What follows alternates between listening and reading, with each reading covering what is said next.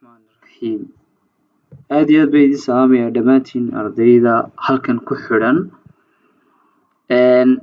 Maanta waxaan bilaabaynaa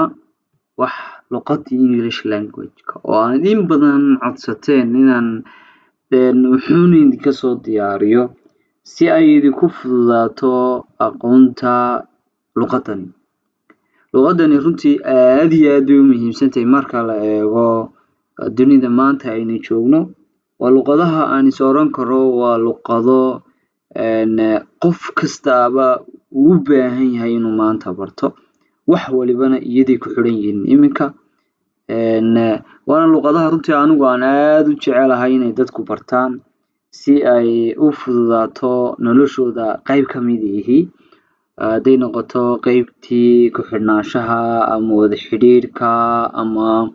aqoonta ama any kind wax ku saabsan aqoon iyo waayo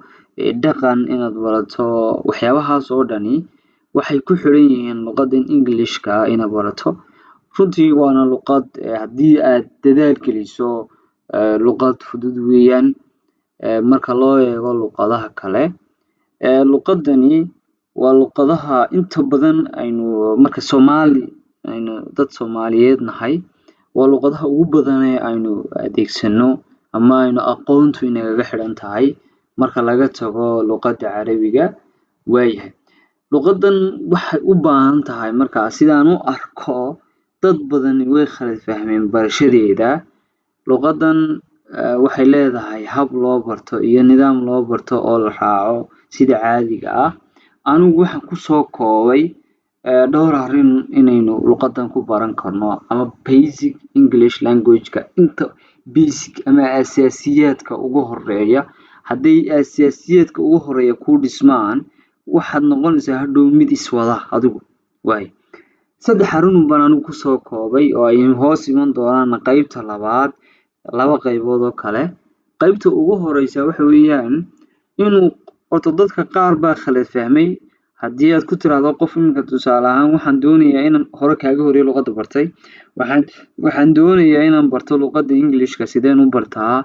wuxuu ku oranayaa filimaan daawo wuxuu ku oranayaa podcast daawo ama wuxuu ku oranayaa dad cadaan doono wuxuu ku oranayaa somehow any kind wax ku saabsan step 3 istabood ama 4 istabood stepta ugu dambeysay uu ku sheegay. Laakiin maanta waxaan ku sheegayaa inaan lagu baran English language-ka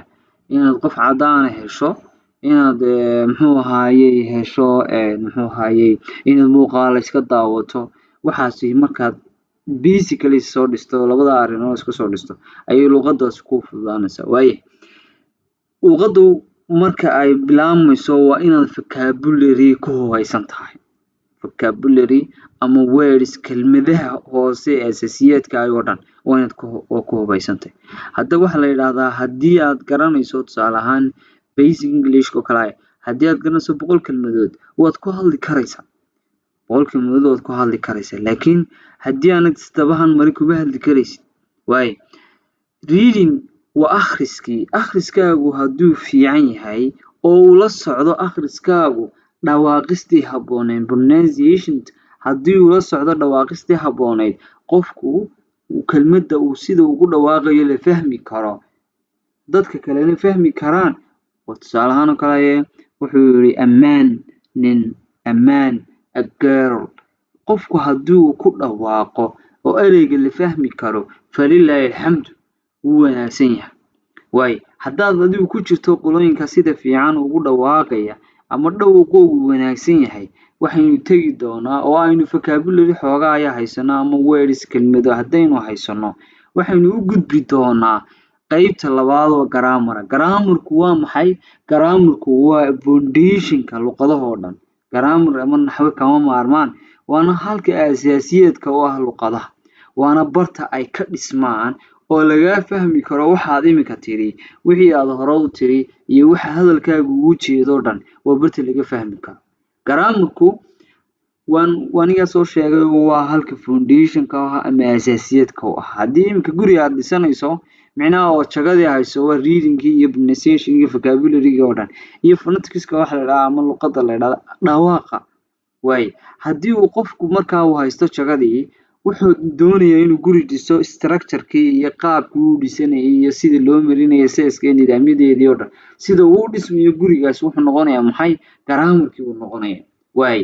garaamarku wuxuu u kala baxaa laba qaybood ama naxwo wuxuu u kala baxaa laba qaybood labada qaybood waxa weeyaan 8 part of speech ama 9 part of speech 8 qaybood ama 9 qaybood mid sagaalaad baa la raaciyo articleska laga dhigayo 8 qaybood in sida caadiga ah aynu naqaano ayaa u ah foundation 8 qaybood waxa weeyaan waa barashada halka mid waliba dhacayso haddii prepositions tahay hadday tahay tusaale ahaan pronounkii magacyaalkii magacii feebkii feebku kabihii waxaasoo dhan waxay sheegayaan barta ay kelmad waliba dhacayso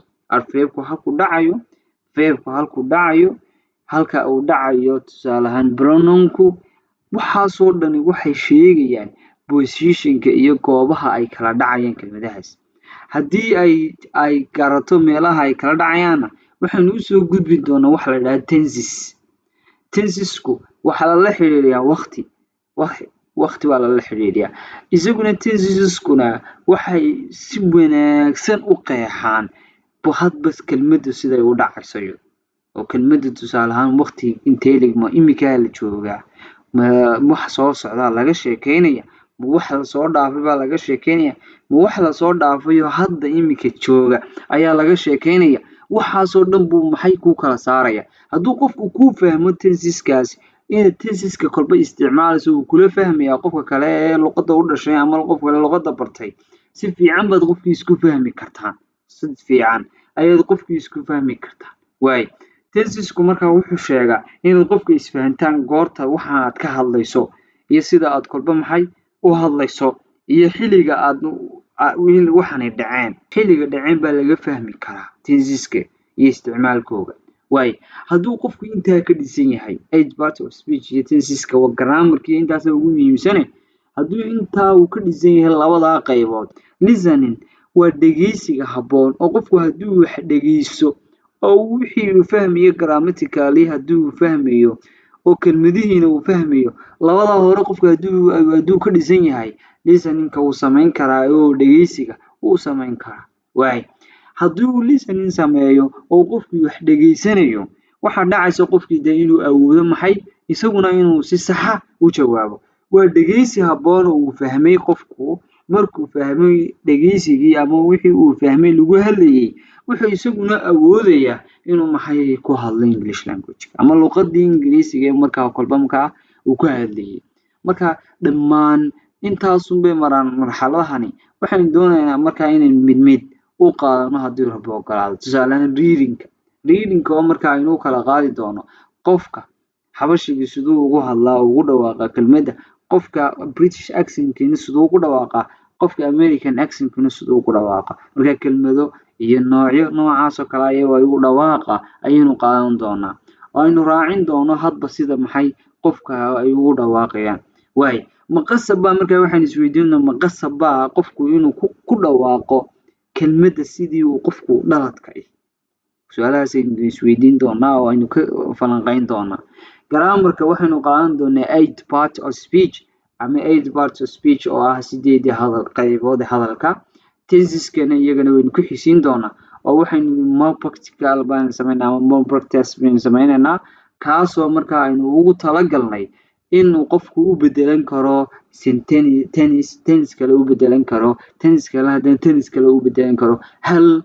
sentence u bedelan karo intaasoo tennis ama tennisyada caadiga ah si jira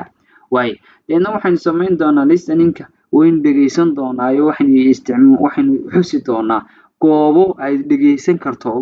markaa qofku wax dhegeysan kara ama wax daawan karo weeyaan markuu labada hore iska soo dhisay weeyaan waay waxaynu ku xusin doonaa qofku markaa ma awoodaa ama hababka uu qofku ugu hadli karo hadduu saddexda hore iska soo dhiso dadkeenu khalad bay sameeyaan khaladkaas waxa weeyaan